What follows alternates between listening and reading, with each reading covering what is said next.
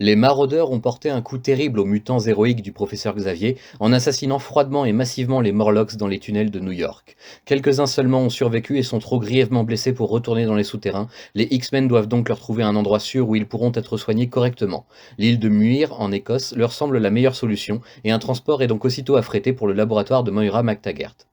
Mais les infâmes assassins n'en ont pas terminé pour autant avec les X-Men, et ils se plaisent d'ailleurs à le leur rappeler à maintes occasions en les attaquant par surprise jusque dans les lieux où les héros se sentaient jusque-là le plus en sécurité. L'Institut Xavier fera ainsi les frais d'une attaque sournoise de dents de sabre, tandis qu'une autre partie de l'équipe sera aux prises avec la redoutable Malice, capable de prendre possession des corps de ses victimes, retournant ainsi les pouvoirs des coéquipiers contre eux-mêmes et brisant les liens de confiance. Si Tornade n'a toujours pas récupéré l'usage de ses pouvoirs, elle demeure néanmoins la chef d'équipe des X-Men et saura les tirer de ses mauvais pas en raisonnant non pas en proie mais en prédateur, un plan qui trouvera un écho chez Wolverine notamment pour qui la chasse est bel et bien lancée.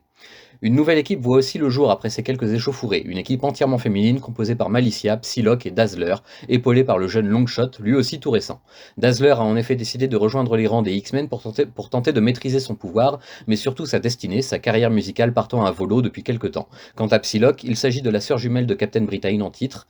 Betsy Braddock, et elle dispose d'importants pouvoirs télépathiques qui la rendent capable de remplacer sur le terrain des gros calibres comme Jean Grey par exemple. Du moins pendant un temps, car elle non plus ne se maîtrise pas encore totalement et recherche donc la cohésion et l'enseignement des anciens élèves de Charles Xavier pour mieux se connaître elle-même. Toutefois, les maraudeurs ne vont pas s'en prendre qu'aux seuls X-Men pour avoir empêché le meurtre de tous les Morlocks. Leurs proches vont également servir de cible de choix, comme Havok et Polaris par exemple, qui ne verront même pas le coup venir. Tandis qu'Alex se rend à Westchester pour retrouver le reste de l'équipe, Lorna se retrouvera possédée par Malice, ses pouvoirs servant désormais la cause néfaste de celui que ses sbires appellent avec crainte Monsieur Sinistre. La cohésion et l'esprit d'équipe, deux valeurs cardinales chez les X-Men et qui seront une fois de plus mises à l'épreuve par un nouvel arrivant, un certain Horde, apparemment doté du pouvoir de plier la réalité à ses moindres désirs. Pourtant, il charge les X-Men de pénétrer pour lui dans un palais onirique et d'y dérober un cristal unique en son genre que lui-même ne peut se résoudre à approcher tant les pièges sont nombreux et pervers. Chacun verra ainsi ses désirs les plus profonds exaucés de bien des façons, mais rien ne sera jamais vraiment comparable à la vie du groupe dans son ensemble, et ils finiront par triompher à la fois du cristal et de Horde, en grande partie grâce à l'esprit chevaleresque de Wolverine d'ailleurs. Enfin, c'est un tout autre défi qui attend les mutants. Kitty Pryde, alias Shadowcat, fait elle aussi partie des victimes collatérales de la tuerie de masse des maraudeurs, et son corps commence à se dissoudre dans l'air ambiant à une vitesse alarmante. Si rien n'est fait, ce pourrait bien être la fin de cette toute jeune recrue déjà si expérimentée et attachante pour toutes et tous. Magneto se résout donc à demander de l'aide à la seule personne assez intelligente pour soigner ce mal incroyable, Reed Richards, le leader des célèbres 4 Fantastiques. Mais les Fantastiques traversent justement une crise interne toute personnelle, et l'équipe part en vrille de tous côtés, par la faute des anciens écrits intimes de Reed justement, et de sa possible totale culpabilité dans l'accident qui leur a conféré leur pouvoir, mais les a aussi condamnés à une vie différente de tout ce que l'on pourrait imaginer. Reed lui-même en vient à douter profondément de ses qualités de meneur et d'ami, ainsi et surtout que de son propre intellect devenu si froid et distant. Rongé par les doutes, Richards refuse donc d'œuvrer sur le cas de Shadowcat, pensant faire plus de mal que de bien. C'est alors qu'un nouvel arrivant dans cette affaire se manifeste, nul autre que le terrible Docteur Fatalis, qui propose son aide aux X-Men gratuitement, sans autre contrepartie que de reconnaître sa supériorité intellectuelle sur son ennemi et rival de toujours. L'équipe est divisée comme peu souvent autour de cette question. Faut-il accepter l'aide de Fatalis, pratiquement le diable incarné pour certains, au prix de l'âme du groupe si jamais un jour le tyran venait à leur réclamer cette dette, ou bien, pour préserver apparence et orgueil, vaut-il mieux laisser Kitty disparaître à tout jamais? Après quelques combats entre les X-Men et les 4 Fantastiques, la décision est finalement prise de confier le sort de Kitty à Fatalis, qu'importe ses réelles motivations. En l'absence de toute volonté chez Richards,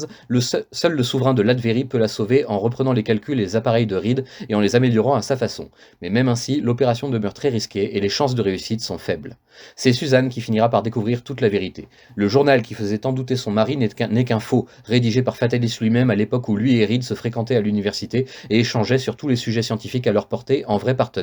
jusqu'à l'accident tant décrié qui coûta son visage à Victor et blessa aussi cruellement sa fierté. Ce faux journal intime était donc un piège laissé là par l'ennemi le plus intime des Fantastiques, le plus à même de les briser, ainsi que leur confiance en eux, piège qui, hasard du calendrier, s'est déclenché au moment où les X-Men auraient eu le plus besoin de l'aide de Richards.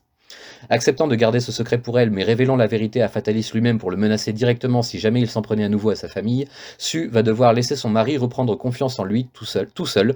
pour surmonter cette difficile épreuve morale. Et contre toute attente, c'est l'innocence d'un petit garçon, Franklin Richards, qui fera plier la volonté de fer de Fatalis et le poussera à coopérer avec Reed comme au bon vieux temps, dans le but de sauver une vie, même mutante. Le fin mot de tout ceci, c'est qu'en cette première moitié de l'année 1987, deux équipes majeures de chez Marvel connaîtront plus que leur lot de doutes internes et de remises en question parfois assez drastiques, sous la plume de Chris Claremont et les dessins de John Bogdanove et d'un tout jeune Marc Silvestri aussi. Épaulés par les vétérans que sont déjà Alan Davis et Barry Windsor-Smith, les artistes livrent une prestation sans faille que j'aurais appréciée un poil plus sans les habituelles erreurs typographiques de Panini dans la transcription en français des textes de ces quelques chapitres. Encore une fois, une relecture aurait pu résoudre ce problème rapidement, mais bon, ça coûte peut-être trop cher, je ne suis pas éditeur moi-même, donc je veux bien leur accorder, une fois de plus, le bénéfice du doute. Pour le reste, et en arrêtant de chipoter, on se retrouve ici devant une année 1987 servant ouvertement d'intervalle entre deux grands événements, l'un passé, le massacre des Morlocks par les maraudeurs, et l'autre encore à venir, la chute des mutants. Les récits de cette première moitié d'année seront donc principalement concentrés sur les conséquences directes et sur du plus ou moins long terme des actions des maraudeurs et de leur campagne de harcèlement vis-à-vis des X-Men et de leurs alliés. Nul doute n'est cependant permis, les héros reprendront le dessus à un moment qui reste encore à définir, mais qui risque d'arriver tout prochainement, le temps pour eux de relever la tête hors de toutes ces épreuves. Et pour cela, quoi de mieux que le miracle de la résurrection de Kitty Pryde, aimée de toutes et tous et enfin ramenée parmi les siens après un processus assez lent de guérison. Claremont nous présente les tourments intimes de Reed Richards d'une façon que nous commençons à bien identifier et à bien connaître maintenant, très psychologique, et la délivrance viendra à la fois d'une reprise de confiance et de l'intervention salvatrice d'une femme d'honneur et mère dévouée que rien ne fera reculer pour protéger les siens. On retrouve ainsi cette dynamique de femme forte et pratiquement indépendante, si chère déjà à l'époque pour l'auteur et qui sera réexploitée bien plus tard dans sa série Extreme X-Men dans les années 2000.